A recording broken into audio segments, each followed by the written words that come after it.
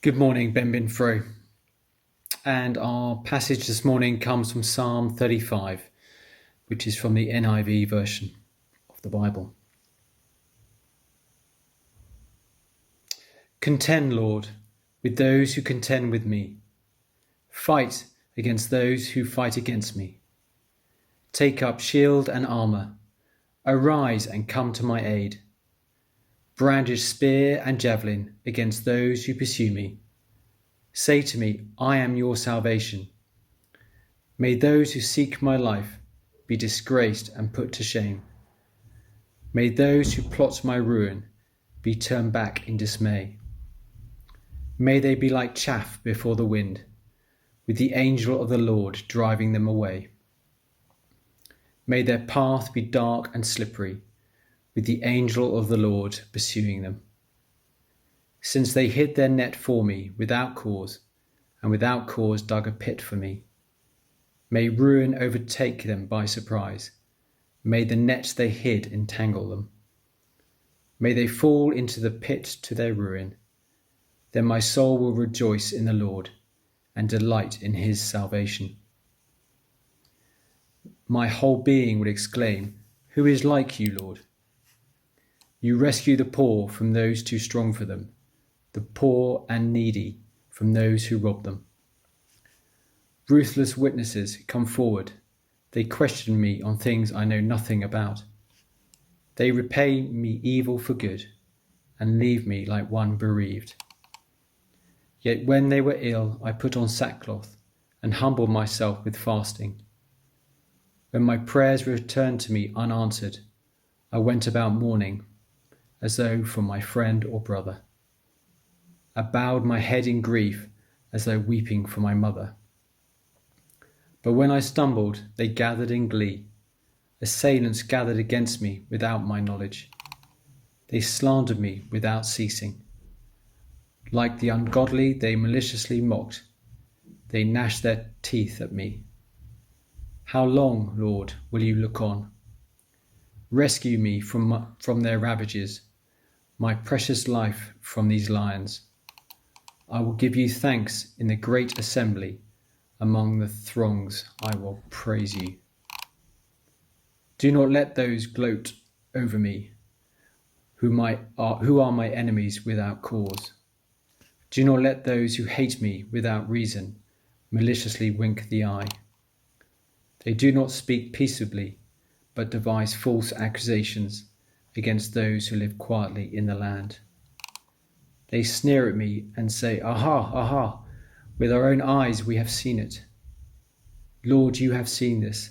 Do not be silent. Do not be far from me, Lord.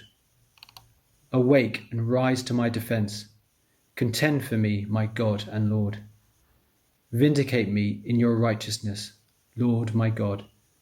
Do not let them gloat over me. Do not let them think, Aha, just what we wanted, or say, We have swallowed him up. May all who gloat over my distress be put to shame and confusion. May all who exalt themselves over me be clothed with shame and disgrace.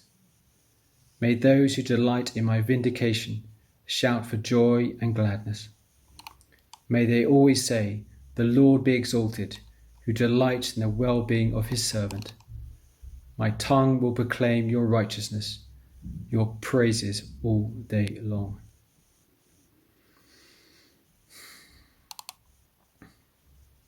As I read some commentaries about this psalm written by David, the consistent theme that was highlighted is that life is a battle. In God's perfect timing, this verse has been so very apt for me to read and digest.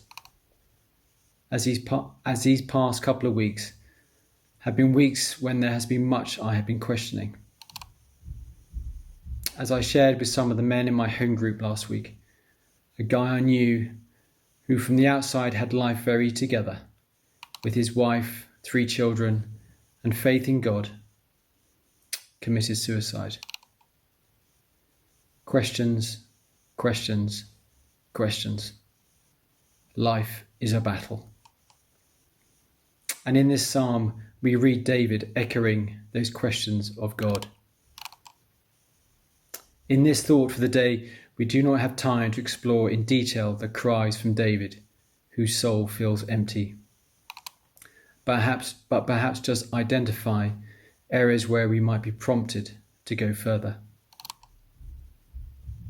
So firstly, opposition. We read in verses 12 and 15 that David faced great opposition from those who repaid evil for good and attacked him. We might also in turn face great opposition from those who repay evil for good and attack us. They may slander or maliciously mock us. Sometimes you might face opposition not because you're doing something wrong, but because you're doing something right. And opposition does not only come through the world. As we read in verse 16, it can also even come from God's own people. Secondly, unanswered prayer. Now, Mrs. Myers is speaking on this very subject on Sunday, and having been privileged to hear an early run-through, I would highly commend that you tune in and listen to her talk on Sunday. It is truly insightful. But here again we read in verse 13, "My prayers return to me unanswered," or as the Message version puts it, in verse 17, "How long are you going to stand there doing nothing?" How often do we feel that God is a distant landlord or has forgotten about us? Often the silence can feel like the greatest battle. And thirdly, failure. In verse 15 we read that, "But when I stumbled, they gathered in glee." We all stumble. There are times when we drop the ball, when we muck it up, when we fail to meet our own standards, let alone the standards of God. So with the backdrop of the last few weeks, on reading these verses, I found myself thinking about how we can build resilience within us, to engage with the battle, to move through it and beyond, to build a faith that has been forged in the furnace. My takeaway from this psalm is simply that David spoke to God about his challenges. He did not pretend that all is well, a characteristic that remains strong in the British psyche and culture. He picks up the wrestle and takes it to God, engages, and in so doing, brings himself into relationship with God and brings light into the darkest of places. As the rapper and record producer Lecrae recently put it, "I'm not a Christian because I'm strong and have it all together. I'm a Christian because I'm weak and admit I need a saviour."